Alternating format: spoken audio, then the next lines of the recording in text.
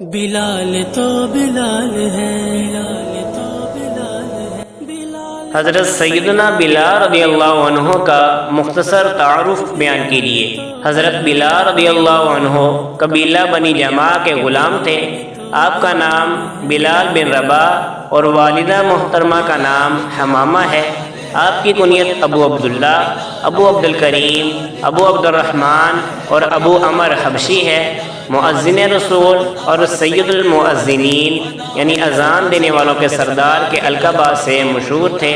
چنانچہ حضور نبی کریم صلی اللہ علیہ وآلہ وسلم نے ارشاد فرمایا، بلال ایک اچھے انسان اور سید المؤذنین یعنی اذان دینے والوں کے سردار ہیں۔ آپ کا شمار اسلام قبول کرنے والے اولین سعادت مندوں میں ہوتا ہے۔ حضرت بلال حبشی رضی اللہ عنہ اکیلے میں عبادت کرنے والے صاحب فضل و سخاوت امیر المؤمنین حضرت ابو بکر صدیق رضی اللہ عنہ کے آزاد کردہ غلام ہیں۔ آپ کو دین اسلام قبول کرنے کی وجہ سے بہت زیادہ ستایا گیا۔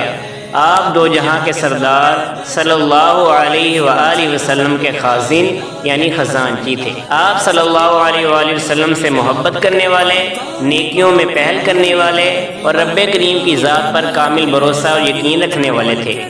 آپ اسلام میں سچے اور پاکیزہ دل والے تھے۔ دوپہر کے وقت جب گرمی خوب زور پکڑتی تو امیہ بن خلف آپ کو باہر لا کر پیٹھ کے بل مکے کے ریتلے میدان میں ڈال دیتا، پھر بڑا پتھر لانے کا حکم دیتا اور آپ کے سینے پر رکھ دیا جاتا، لیکن آپ اس سخت مصیبت میں گرفتار ہونے کے باوجود احد احد یعنی اللہ ایک ہے، اللہ ایک ہے کی صدا لگائے جاتے۔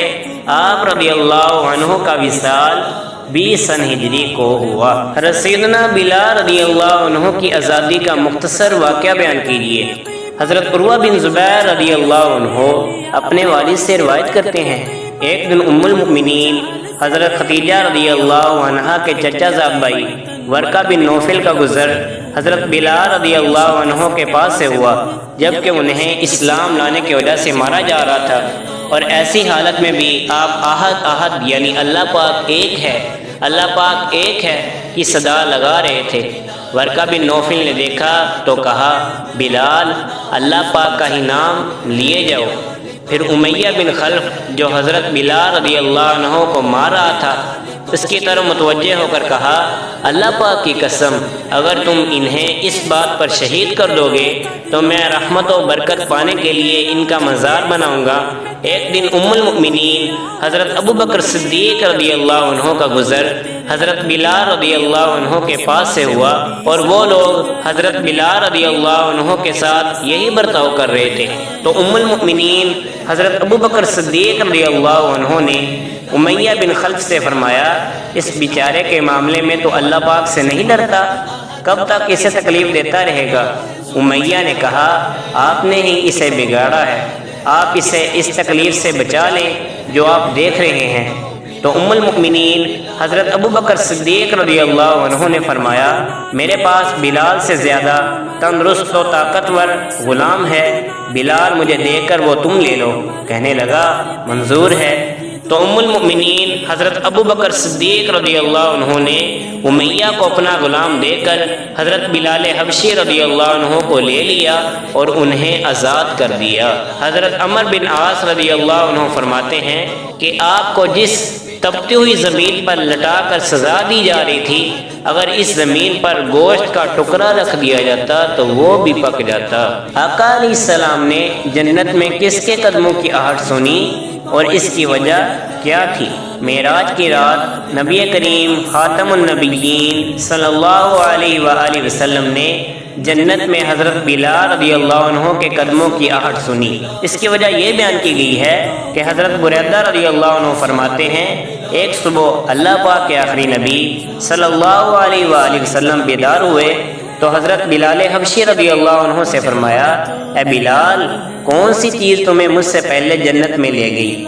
آج رات میں جنت میں داخل ہوا تو میں نے اپنے آگے تمہارے قدموں کی آواز سنی، تو حضرت بلال رضی اللہ عنہ نے عرض کی، یا رسول اللہ صلی اللہ علیہ وآلہ وسلم، میں وضو کرنے کے بعد ہمیشہ 2 رکعتیں پڑھ کر اذان دیتا ہوں، اور جب بے وضو ہو جاتا ہوں تو فوراً وضو کر لیتا ہوں۔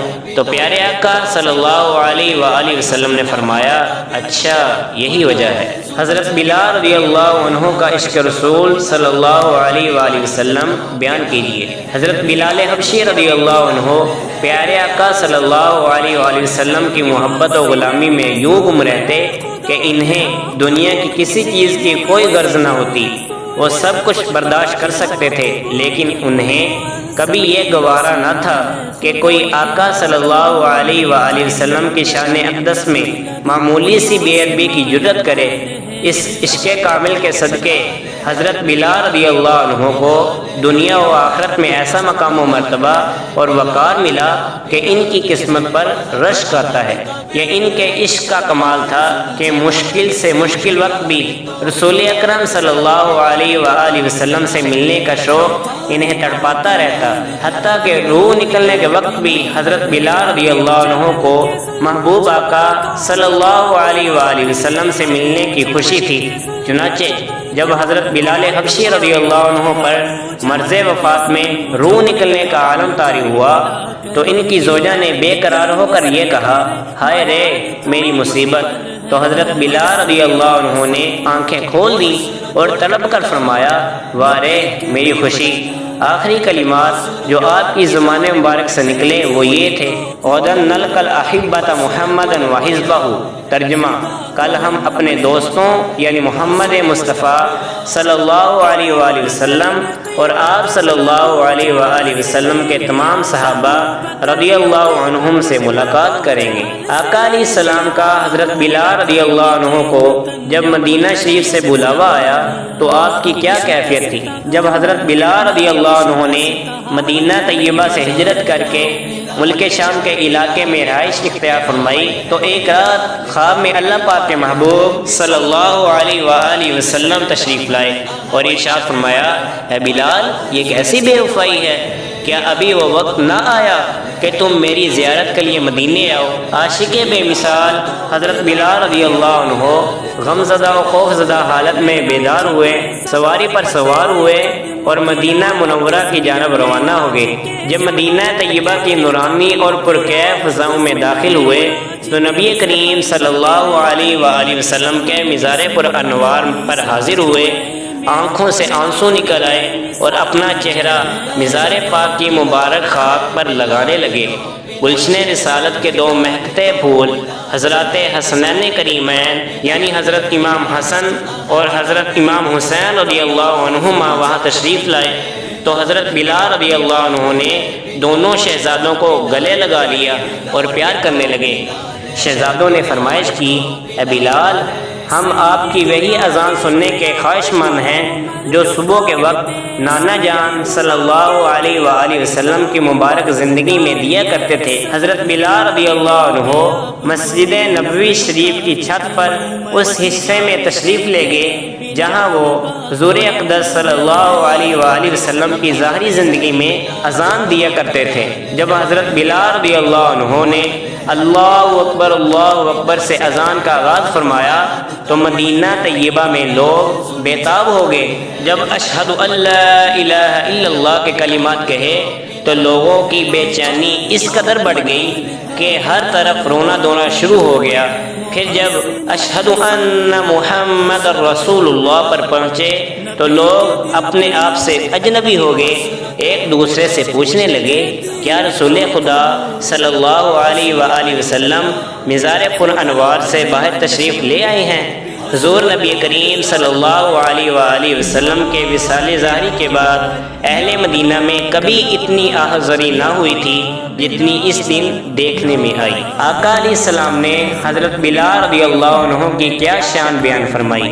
ہم غریبوں کے آقا مکی مدنی مصطفیٰ صلی اللہ علیہ وآلہ وسلم نے ایک مرتبہ حضرت بلال رضی اللہ عنہ کی طرف اشارہ کر کے فرمایا، بروز قیامت جنتی اونٹوں پر سوار ہو کر اذان کہیں گے اور جب اشہد ان محمد رسول اللہ کے کلمات کہیں گے تو تمام انبیاء کرام علیہ السلام اور ان کے امتی حضرت بلال رضی اللہ عنہ کو دیکھ رہے ہوں گے نبیوں اور شہیدوں کے بعد سب سے پہلے بلال حبشی کو جنتی لباس پہنایا جائے گا۔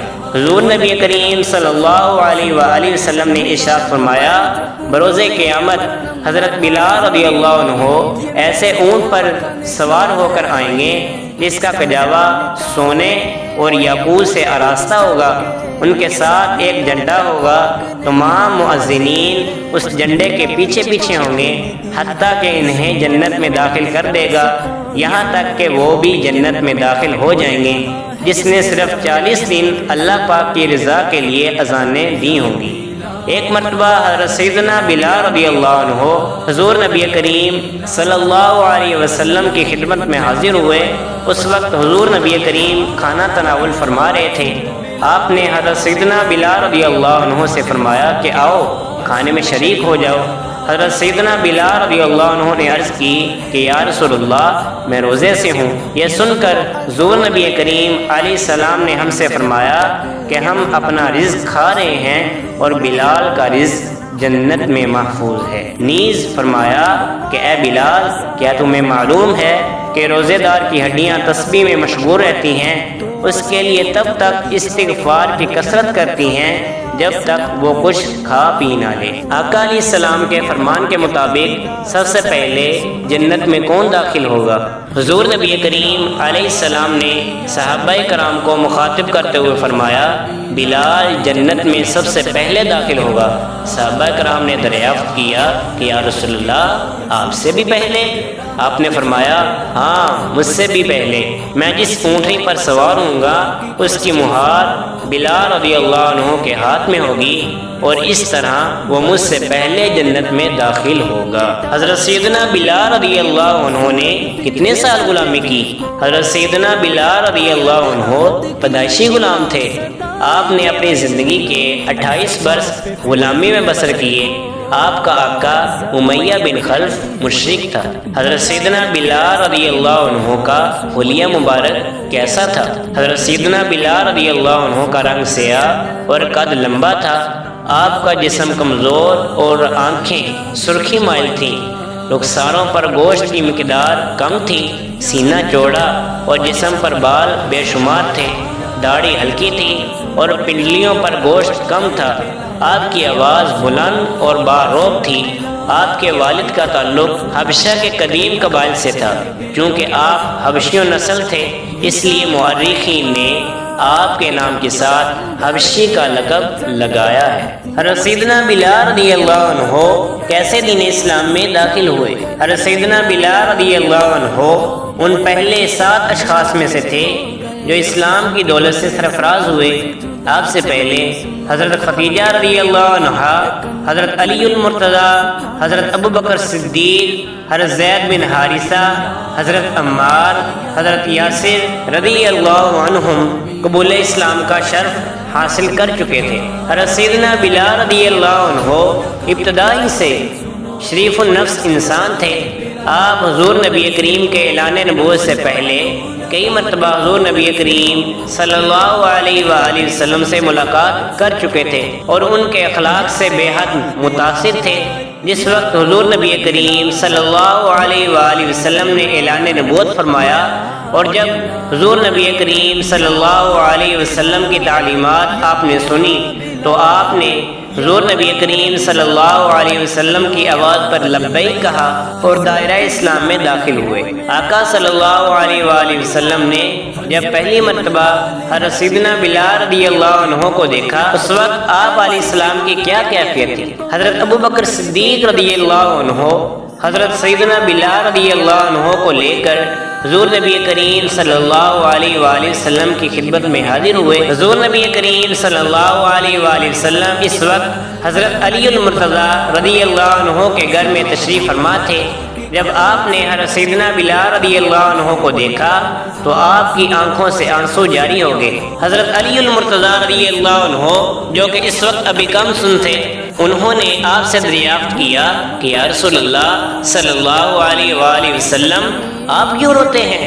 حضور نبی کریم صلی اللہ علیہ وآلہ وسلم نے ارشاد فرمایا، علی یہ وہ شخص ہے جسے اللہ کی خوشنودی حاصل ہے۔ اس کے بعد آپ نے حضرت سیدنا بلال رضی اللہ عنہ کو گلے سے لگا لیا اور فرمایا، اے بلال، جب تک یہ دنیا قائم ہے یہ بات ہمیشہ یاد رکھی جائے گی کہ راہ اسلام میں اذیتیں اور تکلیفیں برداشت کرنے والے تم پہلے شخص ہو۔